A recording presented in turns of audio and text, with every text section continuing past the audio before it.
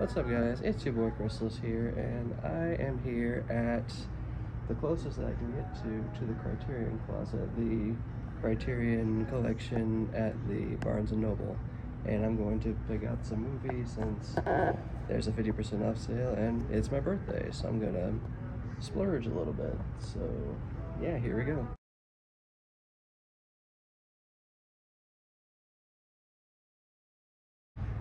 So I won't be leaving with as much as I thought I would, but we'll be leaving with some nonetheless. So I wanted to start with the 4K of Barry Lyndon by Stanley Kubrick. This dropped this week, I'm pretty sure. Such amazing cinematography, just amazing storytelling about some dude that just came from nothing, got lucky, and then lost it all over time.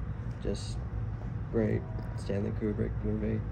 It's 50 years old now. I think it's supposed to be showing in theaters at some point, so hopefully I can see it in theaters as well, because this is really great. Technically not the first Kubrick movie I saw. I watched Clockwork Orange when I was a teenager, but I don't remember being traumatized that well, so so for all intents and purposes, this is probably my first Kubrick film, and looking forward to looking at the rest of his movies as well as a more comprehensive look of this one. So the next one I wanted to grab was this 2-pack of 2 Akira Kurosawa samurai movies, Yojimbo and Sanjuro. Just a master at like this era and at this sort of craft. Just from what I understand, Yojimbo did really well, so during the midst of making Sanjuro, which he was almost done with, he took the main character from Yojimbo and just somehow weaseled him into Sanjuro. Both great samurai movies, especially if you're someone that digs like Seventh Samurai and Harakiri and all those other movies. So this is definitely coming home with me. And I wanted to conclude with Police Story, Jackie Chan, the realest to ever do it. Just, there's so much stuff, and I haven't watched Police Story 2 yet, but I'm going to eventually. But Police Story 1 alone just has so much feats of physicality that you just don't see in movies anymore, and just so much physicality from Chan himself, along with like the other stunt performers as well, but just Jackie Chan himself, just so much feats of acting and physicality in terms of like times when there's drama, times when there's action, even like during all the comedy sections as well. Just basically a no-brainer for me, for sure. And that's it. I'd like to shout out to Criterion and Barnes & Noble for the 50% off sale, and yeah, that's it. And yeah, I'll see you guys later.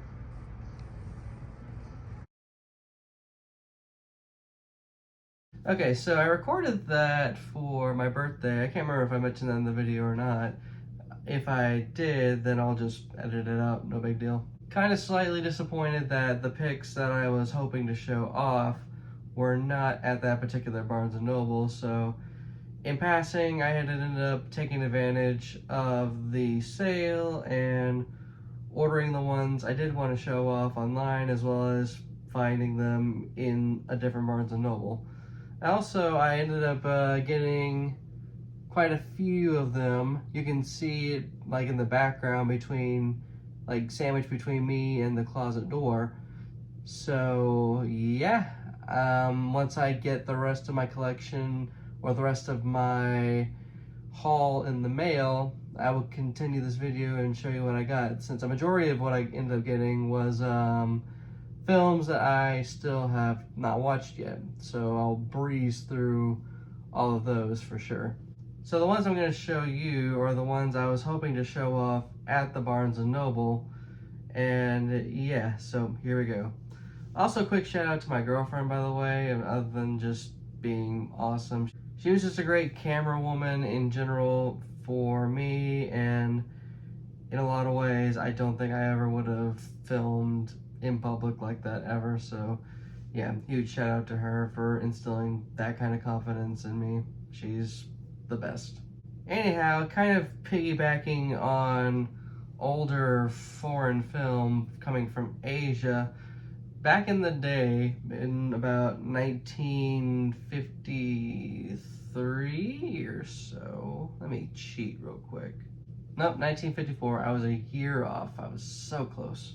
But yeah, in the year 1954, Japanese cinema truly kind of blew up, and in a lot of ways, there are two films that ended up being just benchmarks for Japanese cinema. One of them ended up being Akira Kurosawa's Seven Samurai, which I think is in the background right there. Yeah, you can see it barely, along with a bunch of miscellaneous stuff I still need to find a place for, as well as Ishiro Honda's Godzilla. I had to have this. For those who have not seen the original 1954 Japanese language Godzilla, get on it. You absolutely need to watch it, like, post haste. Especially if you're someone like me who has kind of been overwhelmed and fatigued and just kind of disappointed with, like, CGI nowadays and everything. I'm a very big believer in the fact that practical effects are always going to be more effective than just whatever you can get out of a computer. And that's just true in my opinion. Like, one of the reasons that Christopher Nolan's The Dark Knight is such a celebrated release and arguably probably the best comic book movie ever made, at least in my opinion, is its use of practical effects over CGI, even going so far as to flipping over that big 18-wheeler in the movie. But to circle back to Godzilla, I definitely think that's still the case to this day, because even as silly as, like, just a couple of puppets and just men in suits are more terrifying and ominous and just larger than life and gargantuan than just that CGI madness that was Godzilla x Kong: A New Empire and, you know, Godzilla vs. King Kong and all that.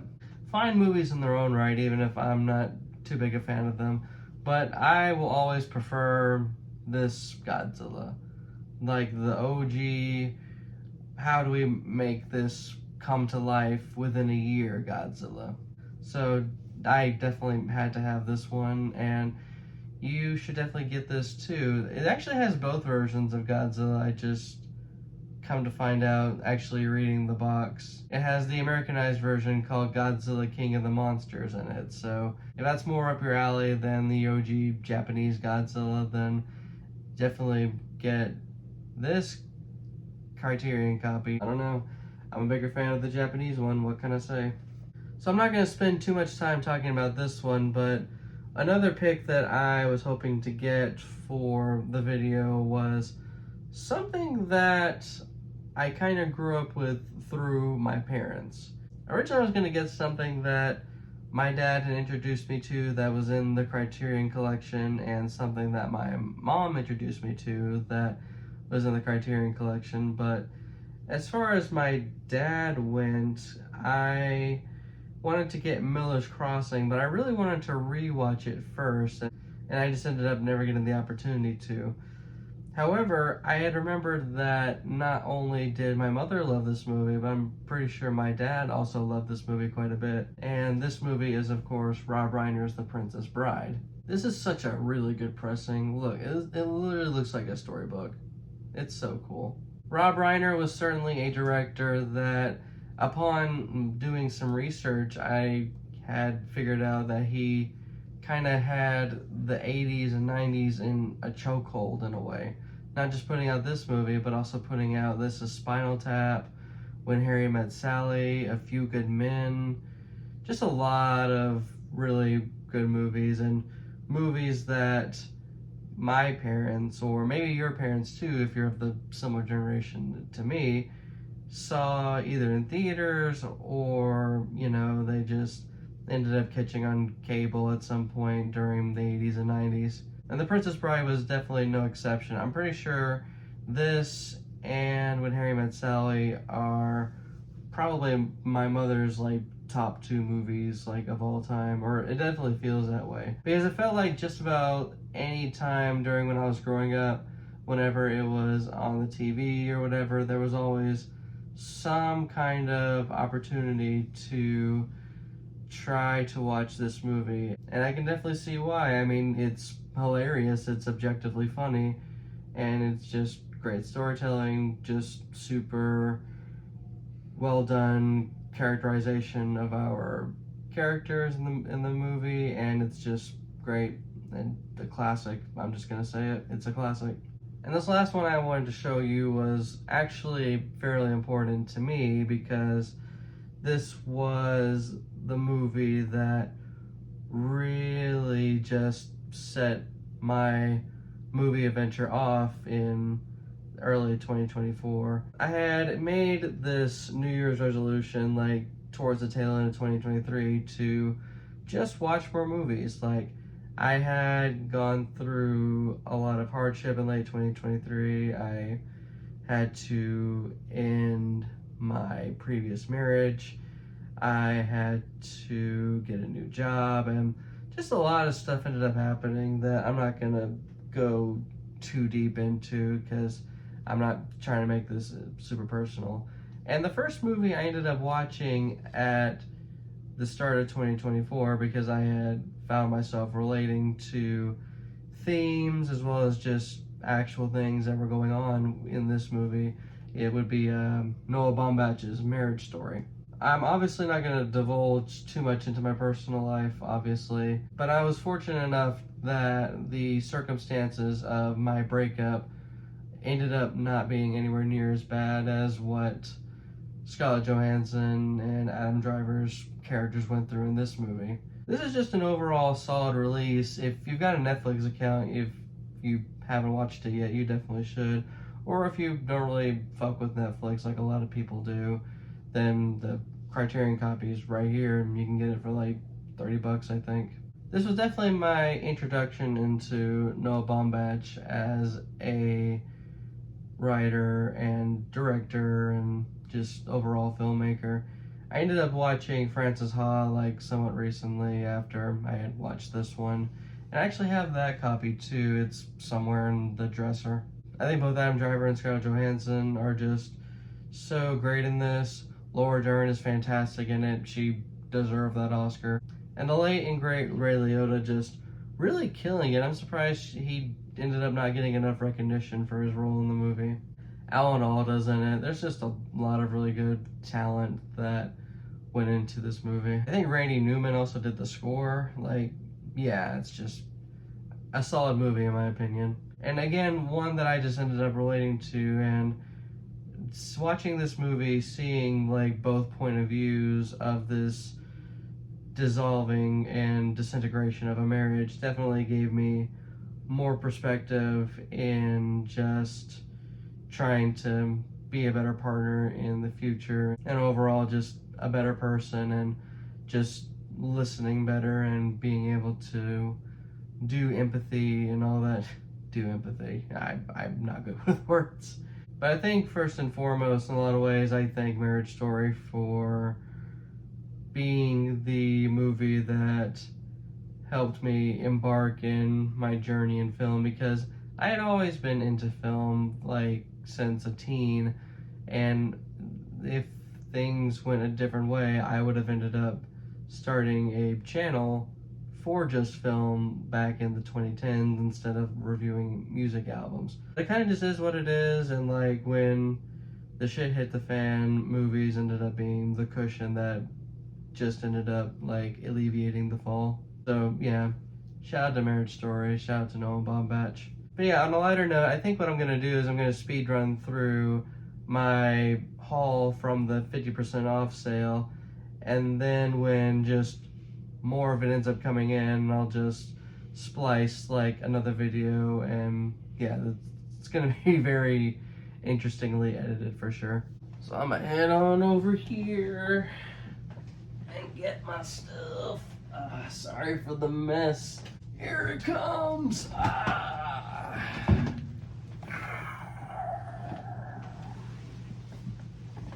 I am a little stupid, but If you like my stupidity, like and subscribe. Alright, so Terry Gilliam's Brazil. I have been interested in this particular disc in a hot minute, since I've been hearing a lot of people like just exclusively just praise this movie, or at least so it feels like, and I've heard it's pretty like post-apocalyptic and dystopian and everything, so I'm excited to eventually watch it, whether it's that disc or if it ever is on streaming. Citizen Kane, I've never seen it, and honestly I've not watched that much Orson Welles. Well, I've not watched really any Orson Welles for that matter. But yeah, needless to say, I'm gonna watch this soon at some point, and I'm excited to eventually watch it. David Cronenberg's Videodrome, not seen this either, but I've been really interested in Cronenberg as of late, because I watched The Shrouds in theaters like some time back, and even if I didn't love it, I was still pretty intrigued with what Cronenberg was able to come up with, and so I'm more interested in getting into more of his work, because I watched Eastern Promises like as a teen and didn't even realize it was a Cronenberg movie. I didn't even know who he was when I was a teen, but yep, definitely gonna watch this soon. Main Streets, Martin Scorsese. I fucking love Scorsese, so I haven't seen this, so I'm definitely gonna jump right on it. Love Scorsese. Goodfellas is my favorite movie of all time. Dazed and Confused, I've watched quite a bit of Richard Linklater, but for some reason this ended up continuing to dodge underneath my radar. But yeah, I like movies like Boyhood, I like movies like School of Rock, and Waking Life. I don't know if enough people have watched Waking Life, but they definitely should. But yeah, I'm gonna watch this soon. Thelma and Louise. From what I understand, this is the only Ridley Scott in the Criterion Collection, and yeah, I have never watched it despite it being like really good. I do want to also mention real quick how just damn influential Ridley Scott is throughout the course of, I believe, 5 or 6 different decades now. Because you know, he had the 70s with Alien and a couple other movies, and the 80s he had Blade Runner and a couple other movies, and his filmography is escaping my mind at the moment.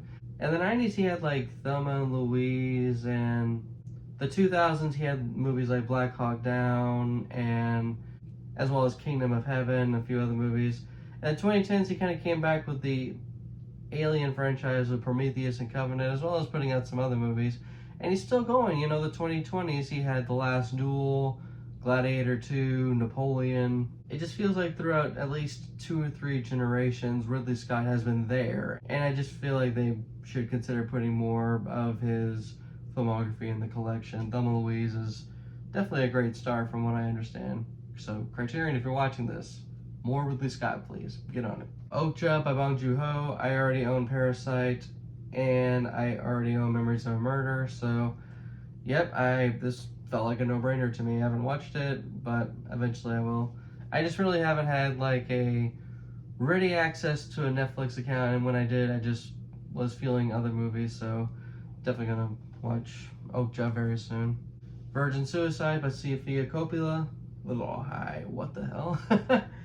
The Virgin Suicides by Sofia Coppola. I have not watched this, like I said, but I think Kirsten Dunst is really, really good in it, and I just dig Sofia Coppola a lot. I love Lost in Translation. I love Priscilla, so yeah, gonna watch this soon. So don't be mad at me. But I have not watched Spike Lee's Malcolm X. I've watched other Spike Lee movies like Get on the Bus and Black Klansman, but for some reason Malcolm X kind of dodged my radar, so yeah, this will probably be amongst the first I end up watching. The Wages of Fear by, and I'm sorry if I butcher his name, Henri Georges Clouzot. I'm not French, so I probably fucked that up. So the plot of this movie I thought was unique to William Friedkin's Sorcerer, which I also have not watched. But no, I guess apparently that was a remake, but the plot seems so batshit insane that I just want to watch it at some point. About just, you know, just 4 dudes like down on their luck trying to drive trucks of nitroglycerin, and it's, yeah, I'm very interested in it. The cover art actually looks really good now that I'm looking at it closer. Parasite is by the great Wim Wenders. I don't really know anything about this movie except that it's sad and it's like a slow burn journey, or Henry Dean Stanton doesn't really say a lot of words in the film. It sounds very interesting to me, and it sounds like something I definitely will like, so yep, that needed to come home with me. And this one right here is Peter Bogdanovich's Paper Moon. I had actually just was deciding either between this and The Last Picture Show, because I have seen The Last Picture Show, but it's been a very, very long time, and I kind of felt influenced to give it a rewatch considering Eddington just ended up coming out somewhat recently. It's also about a small town.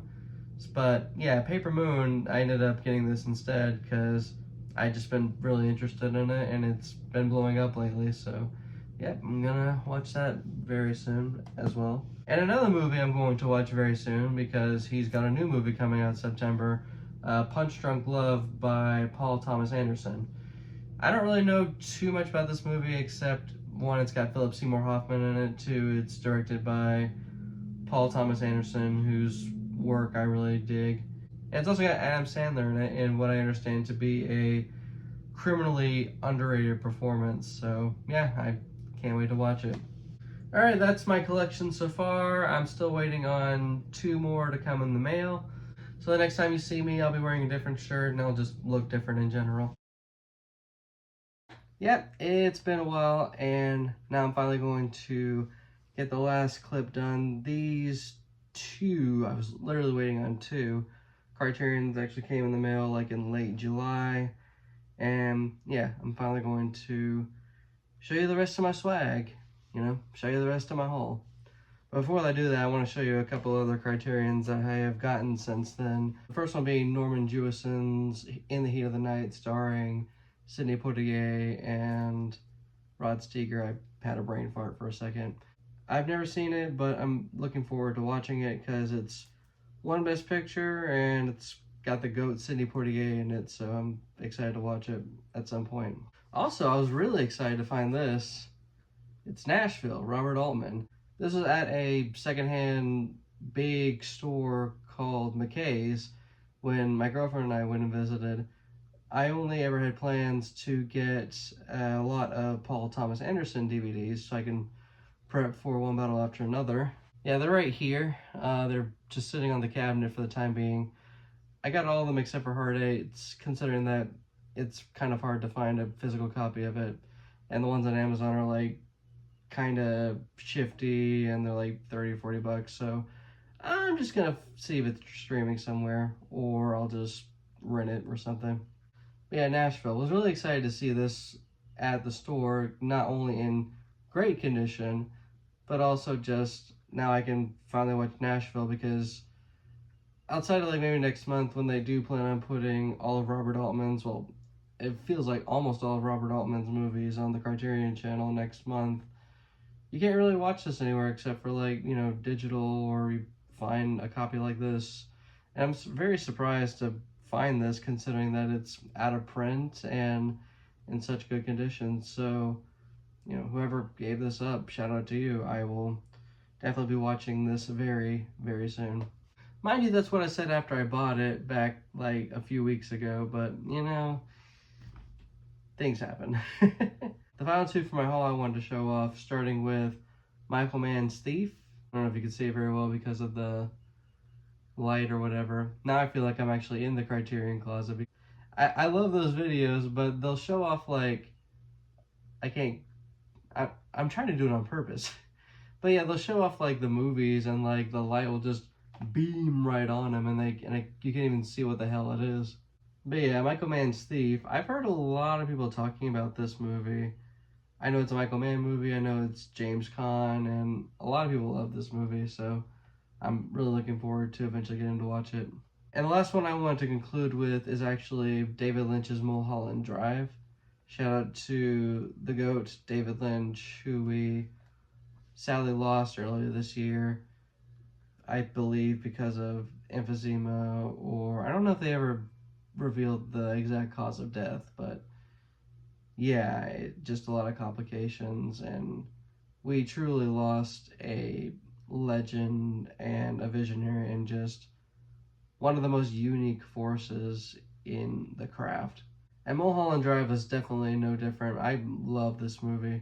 I kind of wish I watched it before his passing, but he passed and I just immediately wanted to watch Mulholland Drive, and it's Lynchian. Like, I can see where people coined the term Lynchian. Like, there's nobody else on the planet that would have made a movie like this, or Lost Highway, which I watched pretty recently, and yeah, I really love this movie. Naomi Watts is fantastic in this film. Just a very off-kilter and weird movie that challenges a lot of things about sexuality in Hollywood, and definitely challenges the cliche of amnesia and all that, and dreams and stuff. In a lot of ways, I feel like, if anything, I think David Lynch was really good at just giving you a surrealist thriller or horror or whatever he wanted to make. And yeah, if you've never watched Mulholland Drive or any of David Lynch's movies, you definitely ought to, like, at some point in your life. And be prepared for your first, man, what the fuck was that, David Lynch, when you watch it. It's just so good. I really want to watch Blue Velvet now because I've seen a lot of praise for that lately. It's definitely a movie I'm going to watch very soon. Maybe I'll just buy it. You know, I don't really see any negative to owning the David Lynch, you know, Blue Velvet 4K or what have you. But yeah, shout out to David Lynch. I wanted to make a video about David Lynch at some point, but it just never happened. So let this be, like, you know, my thoughts on David Lynch. From the movies that I have watched and from the interviews and everything, I understand him to be just truly one of a kind. I can't really think of anyone else in the industry that was quite like him from what I understood. And he got to make all these different movies that, even if they were challenging to watch in a lot of ways, or just outright weird and at times just not great, he definitely made a lot of films that were so off-kilter and unhinged, and it inspired so many people, whether it's through acting or directing or what have you, to do the same or just really feel inspired by what he's done in the world of film. Anyway, on that note, I want to give a shout out to the good people at Barnes & Noble for this 50% off sale. I definitely took advantage of it, that's for certain. I mean, you've seen all the Criterions I got. It's unreal.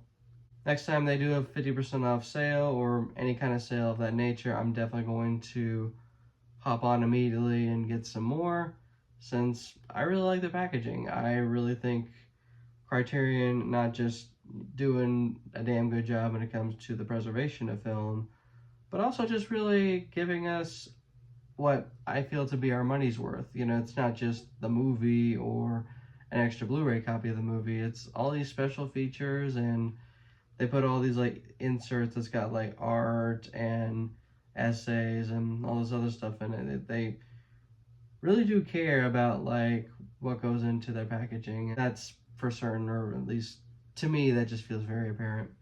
Anyhow, if you were able to hop on the 50% off summer sale, what movies did you get from Criterion, if you got any at all? Were you like me, you got like a handful of ones that you were meaning to get for a little while, and then you just went crazy and got a bunch of movies that you've never seen? Or did you just, you know, only get like a couple and, oh wow, cool, you know, 50% off, you know, 2 Criterions, 4Ks, that would normally be like 80 bucks, is now like just 40 or less than that. But yeah, let me know in the comments below. And while you're there, consider hitting like and subscribe. Alright, I've saved the algorithm. Fantastic. And yeah, that's about it. This is your boy Chrysalis here, signing off.